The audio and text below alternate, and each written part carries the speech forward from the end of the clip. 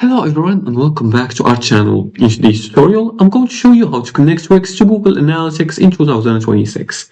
Want to see who visits your Wix site and what they do? Google Analytics makes it easy for you.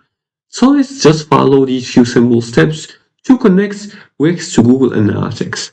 The first thing you want to do is create a Google Analytics account. And to do that, you're going to go to Google Analytics. Then you're going to click on Create Property once you log in.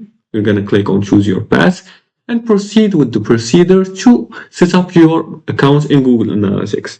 Once you do that, you're going to click on Create a Property, and then you're going to choose the GA4, and after that, you're going to copy your measurement ID. Now, once you do that, after that, you're going to open the Wix settings by going to the wix.google.com and make sure to log in with your account. Once you do that, you're going to go to the settings in the left sidebar. And then you're going to open the marketing integration. You're going to look for the marketing integration. Click on the marketing settings.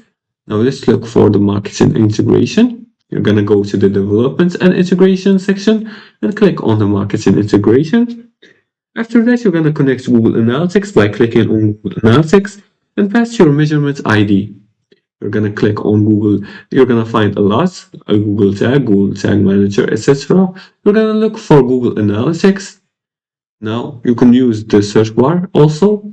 And once you find it, you're going to pass your measurement ID, then save and verify the connection. You can do that by visiting your website and check the real time in Google Analytics. And make sure it's GA4, not an old Universal Analytics. Also make sure to remove the duplicate tracking codes, and data may take a few hours to appear. And that's it. You're now tracking visitors on Wix.